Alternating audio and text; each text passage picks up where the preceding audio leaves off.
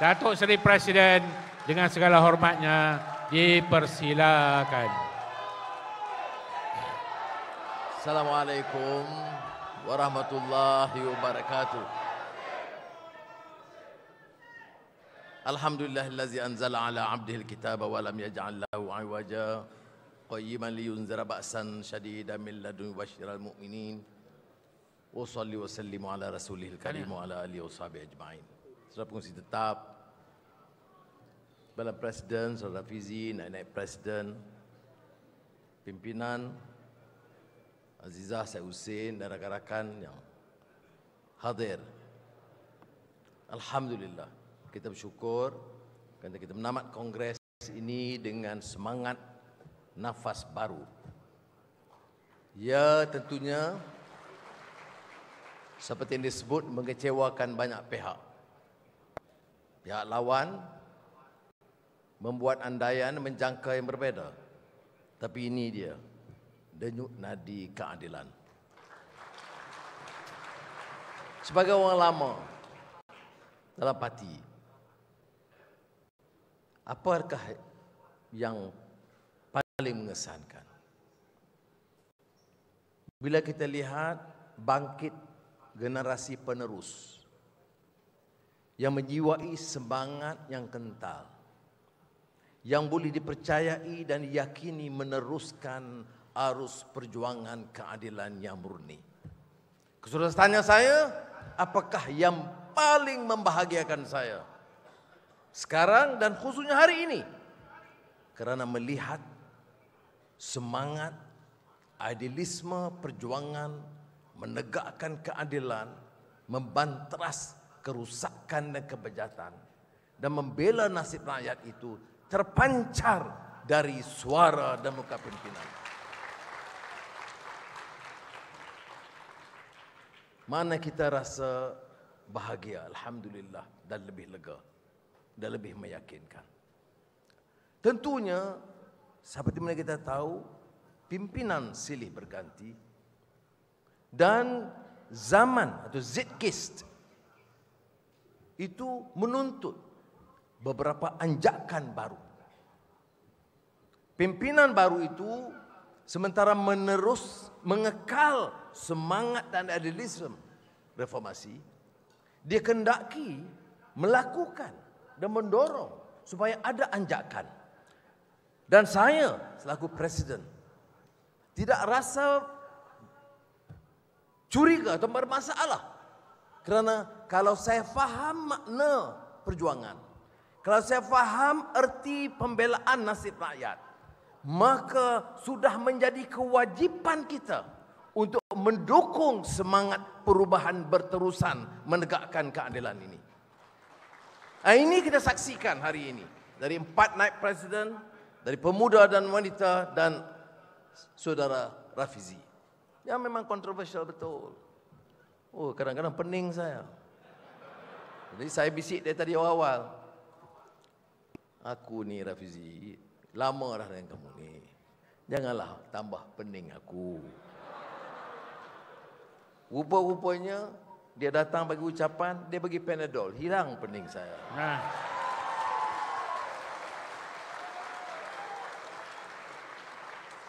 Dia seperti mana saudara Rafizi kita dikenal lama, saya kenal lama.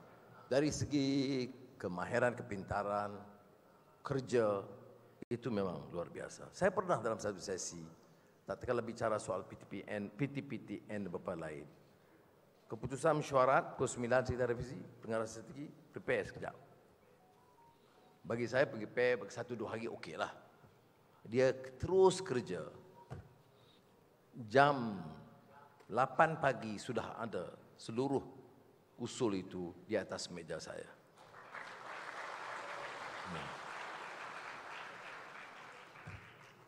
Dan saya percaya tokoh muda yang lain mempunyai kapasiti untuk membawa perubahan dan semangat itu.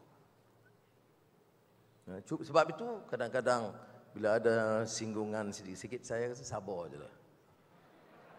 Sebab orang yang kuat kerja dan cerdik ini, dia kadang-kadang bagi pandangan atau kadang-kadang singgungan yang Ya, memeningkan sikit. Tetapi seperti mana yang saya sebut Rafizi, saya nak jamin, saya tak berkecil hati. Kerana saya tahu cutinya baik. Masalahnya ni, kadang-kadang penyokong bebal tu ramai. Lasing semua tahu dia. Sebab mereka tidak faham. Dia tak mengerti bahawa kita dalam perjuangan ini, semangat ukhuwah persaudaraan itu tebal. Ya, betul-betul kadang-kadang ada perbezaan pendapat yang agak sengit. Tetapi ini bukan orang khianat. Ada beda, orang keras berpendapat dan berpendirian yang agak dalam beberapa isu agak menyanggah pendapat kita. Tetapi bukan khianat. Bukan kaki fitnah. Bukan perompak dan perasuah. Yang kita diajak perang ini, orang rasuah dan khianat. Tumpu ke arah itu. Ya. Dan ini menyebabkan saya merasa lega. Saya percaya Azizah yang tahu pandangan saya dalam hal ini. Merasa lega dan bersyukur kata Allah SWT. Kita ada barisan pimpinan, sebahagiannya betul muda, sebahagiannya baru. Tetapi orang-orang yang harus mengekalkan semangat persaudaraan ini, saudara. Itu cabaran kepada anak-anak muda ini. Dia tidak mudah. Pertarungan tentunya berbeda. Ya, sudah tidak mudah dipukul seperti mana ramai teman-teman. Macam Tian Chua dan lain-lain. Dia belasah dengan oleh FRU. Mungkin tidak perlu masuk keluar penjara. Tetapi cabaran itu tetap akan ada. Tidak ada perjuangan tanpa risiko dan cabarannya. Dan ini satu peringatan kepada saudara, kerja sebagai satu pasukan. Saya selaku Presiden beri jaminan, saya akan tetap pertahankan barisan pimpinan yang sanggup bekerja dalam satu jamaah dan satu pasukan. Ya. Walaupun kadang saya faham Saudara Saifuddin kadang dia mengeluh sebab di tuduhan itu serangan terhadap pribadi beliau itu agak terlalu keras. Sebab itu saya nak nasihat kepada saudara juga. Cari maklumat yang betul. Dan jangan buat tuduhan dan fitnah sesama kita. Tidak mungkin kita boleh bertapak. Betul. Sebagai orang lama dan Sam selalu sindir saya, dia kata maaf tahap dewa. Tapi itu bukan di kalangan sahabat-sahabat. Ya. Kalau dalam soal kemaafan, rasuah besar saya tidak maafkan. Seperti yang saya sentuh semalam dalam ucapan. Walaupun risikonya itu hilang jabatan Perdana Menteri, saya tidak sanggup bekerjasama. Ya. Ada yang menasihatkan saya juga dalam hal itu. Dia kata, Anwar, setuju je lah. Kemudian bila you langkat besok, you buatlah penyesuaian sedikit. Sekurang-kurangnya you dapat jabatan yang ditunggu sekian lama. Sebab orang tanya, Anwar, calon Perdana Menteri, dah 20 tahun lebih dah. Jadi, jangan itu pula mengganggu dan menggugat keyakinan dan kepercayaan kita.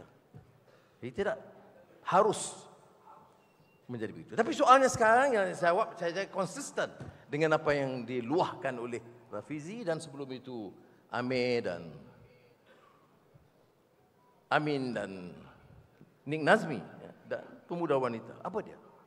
Bahawa parti ini parti yang harus memusatkan dan ada kepedulian terhadap rakyat. Kau sudah ingat Kongres pertama kita setelah 2008 kita menang. Ya, Tan Sri Khalid jadi Menteri Besar Selangor. Saya memang menyinggung Kerajaan Negeri Selangor. Walaupun saya akui banyak dilakukan. Tapi saya kata kekuatan kita bukan kerana jabatan Menteri Besar atau Exco. Atau dana yang besar. Kekuatan kita ialah dasar yang menunjukkan kepedulian akan nasib rakyat. Yang saya bagi contoh Pak Kudus ini, apa dia? Menunjukkan kita kurang peduli. Kita sudah dapat nikmat. Yang Muhammad, Exco dan sebagainya. Tetapi orang ini yang bertungkus lumus kerja menjana kekuatan untuk parti langsung tidak mendapat perhatian. Jadi sebab itu, selain daripada anggota parti, soal rakyat ini harus kita peduli. Dasar-dasar yang kita kemukakan, baik dulunya dan sekarang, baik minyak kelapa sawit atau harga barang, ini apa? Bukan soal konsep, bukan soal dasar ekonomi, tetapi soal kehidupan rakyat. Kita bicara soal kos sara hidup, soal nak harapkan pemimpin UMNO. Kita bincang soal muflis 10,000, Najib nak bantu Sapura. Kita bicara soal projek rakyat, dia sebut HSR dan sekarang DNB oleh menteri-menteri. Tak ada langsung kefahaman tentang apa yang menjadi utama bagi masalah rakyat. Jadi ini harus menjadi tumpuan perhatian kita. Sawah padi 150,000 orang. Itu memang tapak kemiskinan ketara masyarakat kita. Estate India dah merdeka 60 tahun, ada yang kedudukannya sangat naif. Walaupun saya faham di Selangor ada langkah-langkah membantu. Orang asli termasuk dari Ulu Kelantan datang. Bergelinang air mata mengeluh masalah api, air, sekolah dan tanah adat mereka. Sudah, ini masalah yang kita harus ketengahkan. Betul, dalam politik kuasa itu penting. Kerana apa? Untuk menterjemahkan dasar itu. Jadi bila Saudara Rafizi kata tidak semestinya pegang jawatan, itu bukan, kalau saya jadi Perdana Menteri, itu keputusan saya. Dan kalau saya arah hal-hal yang sedemikian, dia mesti patuh. Karena dalam jamaah kita harus pilih. Sekarang kita dapat dukungan rakyat, insya-Allah. Bila dapat dukungan rakyat, kita mesti pilih barisan pimpinan yang mampu, faham dan mampu melaksanakan aspirasi rakyat. Dan ada tokoh-tokoh yang perlu dia tonjolkan. Itu tak apalah ya. Macam juga soal pilihan raya. Saya dah beritahu dia awal bahawa dia tugas pertama dia ialah membantu supaya menggerakkan jentera pilihan raya yang sekarang dikenali oleh Saudari Fuzia supaya menjadi fokus menggerakkan semua cabang dan ranting mempersiapkan jentera itu. Jadi dia Rafizi lah, Rafizi. Ibu pun kenal, saya pun kenal. Dia suruh sudah berdiri, seolah dia rasa desakan kepada saya. Saya terima kasih. Maknanya, kalaupun keputusan besok dibuat, kita mengambil kira perasaan dan kehendak ahli-ahli parti. Jadi saudara, saya tidak berhasrat bicara panjang. Seperti mana saya sebut dalam mukadimah tadi apa dia. Karena hal yang bagi saya melegakan. Orang yang lama, yang disebut akan mencecah 75, bila dilihat, apa yang paling menyenangkan kita sebagai bapa dan ibu? Bila lihat barisan anak-anaknya itu menjadi generasi penerus, malah bukan saja meneruskan, tetapi boleh meningkatkan mutu perjuangan itu. Dan bagi saya ini hadiah paling besar sejak zaman 98 dan derita. Mazli tak suka ini parti derita kerana kita bertanggungjawab untuk membantu orang yang derita. Betul. Tetapi memang betul parti kita ni parti derita. Yang harus mampu membantu orang yang derita. Bukan korporat dan Tan Sri dan Tun seperti mana yang jadi tumpuan sekarang. Ya. Bolehkah kita bayangkan dalam satu negara seperti Malaysia, ya, kita dah hasilkan begitu ramai pemimpin, semuanya setelah memimpin menggondol, membol kekayaan begitu banyak.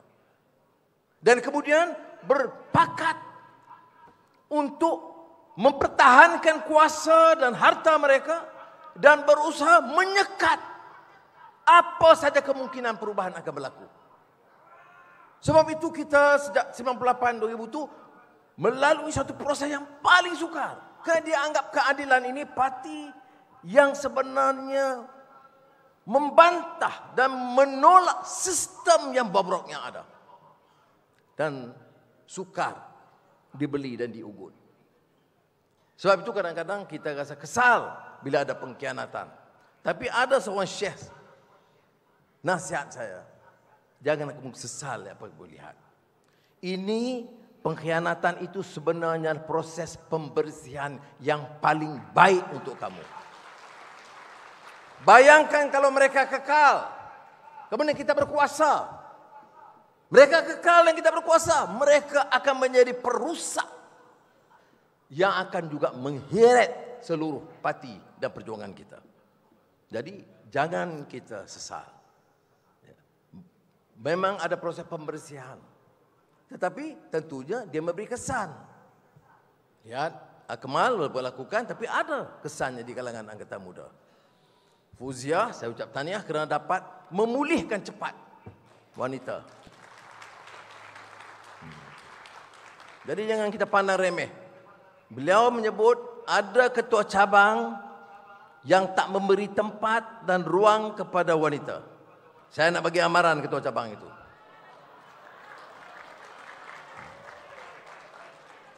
Sebelum saya tanda tangan watikah, saya nak cek wanita punya pandangan. Ya, kalau tidak, seperti mana yang disebut oleh Timbalan dan rakan-rakan, kita masih ada parti yang berpasukan. Bukan saja pasukan dalam persaingan, pasukan dalam ini kumpulan wanita, ini kumpulan muda. Bagaimana kita berbicara soal regenerasi? Sekarang 70-an, ada yang 50-an dan yang 40-an. Bagaimana apa ruang bagi orang-orang yang 30-an dan 40-an ini dalam parti? Dia tak boleh bangkit. Kalau orang lama itu semua mau kekal selama-lamanya. Ya. Berapa ahli parlimen, ahli Dewan Undangan Negeri. Ramai di antara mereka sahabat-sahabat. Tetapi keputusan terpaksa saya ambil. Saya lihat tahun 2018 dan sebelumnya 2013, sebelum pilihan raya, bila saya terpaksa mengambil keputusan yang sangat menyedihkan. Bila terpaksa menggugur nama beberapa sahabat karib saya selama puluhan tahun. Tapi keputusan terpaksa diambil. Kalau tidak ada ruang bagi orang lain bangkit. Dan tidak ada ruang terutama bagi kalangan muda dan wanita untuk bertapak dalam parti kita. Pilihan raya ini juga harus menampilkan tokoh-tokoh yang cukup wibawa. Betul yang disebut. Saya tengok pengalaman di Melaka dan di Johor. Seperti biasalah. Bila gagal, Anwar lah. Tetapi kalau orang Melaka dan Johor tahu, 90% dari calon itu ditentukan oleh cabang di MPN. Tapi yang salahnya presiden. Saya tanggung sebab saya presiden. Akhirnya saya yang sign. Buat apa kamu sign? Sebab itu sekarang ini kita tak boleh pakai begitu kita. Orang ini bukan saja soal layak, tapi dia mesti ada track record kerja dengan jentera sendiri di cabang. Ada yang sudah ahli parlimen, ahli Dewan Undangan Negeri, penyelaras. Tanya jentera di cabang tak cari 30 orang pun tak boleh. Ada kawasan pengundinya 40,000 Melayu, 30,000 Cina, 10,000 India.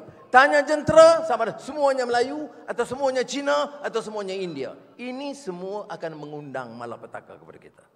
Parti ini parti pelbagai kaum. Induknya memang betul Melayu. Tetapi penyertaannya itu harus cukup mewakili semua kaum. Saya bangga kurangnya kawan-kawan kita dalam pemilihan meletakkan beberapa tokoh muda, wanita dan Cina. Dan Timbalan sebut tadi tentang penyertaan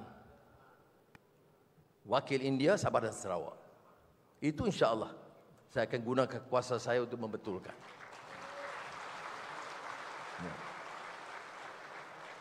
Tetapi itu juga harus difikir dan diteliti oleh rakan-rakan yang menjadi perwakilan.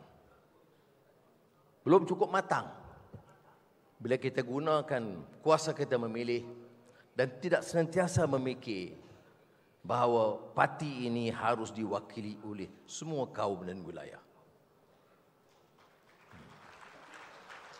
Jadi saya harap ini juga satu pengajaran. So, saudara, seperti mana rakan-rakan juga, kita tak tahu bila pilihan raya, tetapi tentu je dekat. Seperti mana saya sebut semalam juga, gendang hampir di Palu, jadi pahlawan-pahlawan harus bangkit. Ya. Dan mereka harus siap daripada sekarang dan memastikan jentera itu ada. Betul, saya kempen kuat di dua negeri. Tetapi bila lihat jentera itu melelahkan, saudara. Saya terima kasih rakan-rakan kerja. Tapi ada kelemahan dalam sistem itu. Bagaimana mungkin satu cabang tak boleh tonjolkan 5-60 orang jentera penggerak parti. Kalau kumpul jawatankuasa cabang wanita, EMK dan mungkin Seri Kandi, ada lebih 100 orang. Tetapi jentera 100 itu pun tidak ada. Dan kita nak hadapi pilihan raya. Jadi percayalah, dalam penilaian kita kali ini, cabang atau bakal calon yang tidak ada persiapan jentera yang boleh kita semak, pasti jangan harap akan diangkat jadi calon. Ya. Karena kita ini sampai ke tahap selesa, betul. Tadi disebut oleh Saudara Saifuddin pun, bila kita berkuasa, itu ujian juga lebih besar. Kita agak selesa, dah buat. Hantar bantuan kepada semua surau, semua masjid. Itu kerja kita, kebajikan rakyat. Tapi bantuan itu bukan membantu kita dalam mempersiapkan jentera. Ada dua hal yang berbeza. Kerja, amalan, kebajikan sebagai ahli Dewan Rakyat atau Dewan Negeri harus diteruskan. Tetapi jentera, strategi menyusun dan menggerakkan jentera harus ada. Jadi saya harap hal-hal ini tentu akan diberikan perhatian. Tapi biar saya akhiri, pertamanya terima kasih kepada Mantan Setiausaha Agung dan seluruh jentera, staf yang bantu menguruskan kongres ini dengan baik. Dan kedua, kepada para perwakilan dan pemerhati yang menunjukkan minat. Tapi saya tengok semalam memang menunjukkan juga keresahan. Bila nak selesai ini. Jadi, saudara harus ambil sikap seperti saya. Pertama, sabar. Keduanya, optimis mengharapkan sesuatu yang baik. Dan ketiga, jangan putus doa. Kerana bila kita buat keputusan, فَإِذَا عَزَمْتَ فَتَوَكَّلْ عَلَى اللَّهِ إِنَّ اللَّهَ يُحِبُّ الْمُتَوَكِّلِينَ. Jadi kita, alhamdulillah, hari ini menyaksikan suatu semangat dan kekuatan yang dah lama kita tak saksikan. Hari ini, hari akhir kongres, kita saksikan suatu semangat baru di kalangan ahli-ahli keadilan. Bukan sahaja sebagai ahli yang komited kepada perjuangan, tetapi akan bekerja. Kerana kalau saudara kurang kerja, puak yang rasuah dan menindas rakyat itu akan terus berkuasa. Jadi tekad saudara, selamatkan negara kita, selamatkan rakyat kita, dan bangun sebagai satu kekuatan menumbangkan puak perasuah yang begitu kuat ini. Saudara, kita ada jawapannya. Ada yang berpengalaman, ada tokoh baru, sekarang kita harus bangkit. Kalau tanya saya, dah lama simpang siur politik, simpang terajang, lebam dan sakit. Tetapi percayalah, hari ini dan kali ini berdiri di sini dengan kekuatan keadilan dan rakan-rakan dalam PH, saya cukup yakin kita boleh dan mampu menumbangkan kerajaan yang ada. Mudah-mudahan insya-Allah dengan pertolongan Allah SWT, pilihan raya ini akan memberikan sejarah yang betul-betul tulen. 2018 betul kita capai dan menjadi sejarah. baru menolak. Tetapi malangnya, kita tidak boleh bawa agenda reformasi.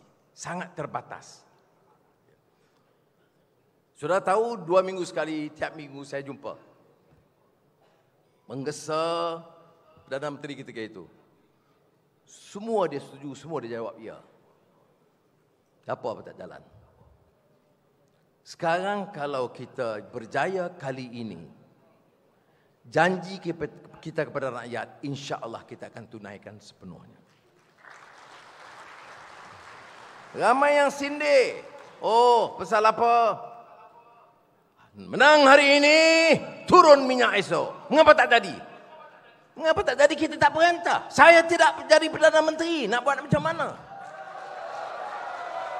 Kalau sekarang, dengan harga minyak sekarang, tidak ada sebab minyak tidak boleh turun. Dengan harga minyak kelapa sawit sekarang, tidak ada sebab minyak kelapa sawit tidak boleh. Terutama minyak mentah, minyak makan, tidak boleh diturunkan.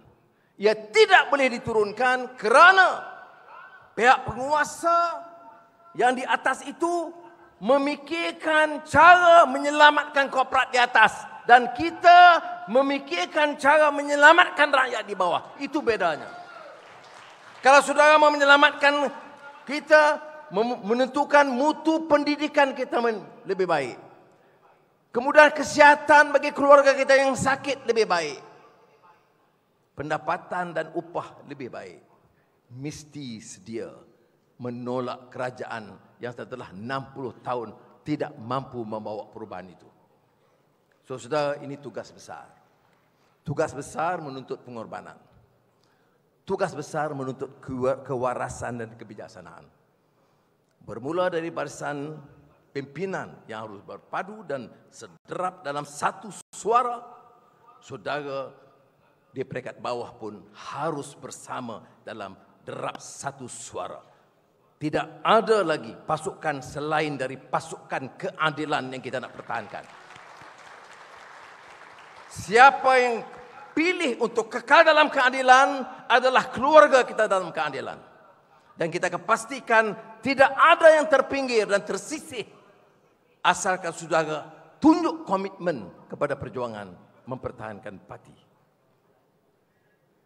Jadi pulang dengan yakin, pulang dengan obor baru, pulang dengan komitmen untuk menjelajah ke seluruh pelosok negara, memberikan message yang jelas kepada rakyat. Jangan hampakan tuntutan harapan rakyat. Kalau niat itu betul, insya-Allah saya yakin kita boleh mencapai. Dan ini saya nak sebut bukan dengan emosi. Saya yakin, saudara, kerajaan sekarang paling bobrok dalam sejarah. Entah ibarat ya, nakhoda kapal yang tidak berhaluan. Ini saya sebut. Mangsa dia siapa? Mangsa dia rakyat. Saudara harus pegang obor itu. Bangkit dengan komitmen dan bekerja sebagai satu pasukan. Reformasi! Reformasi! Reformasi! Reformasi! Lawan tetap! Lawan! Lawan sampai! Menang! Membujur lalu melintang! Patah! Assalamualaikum warahmatullahi wabarakatuh.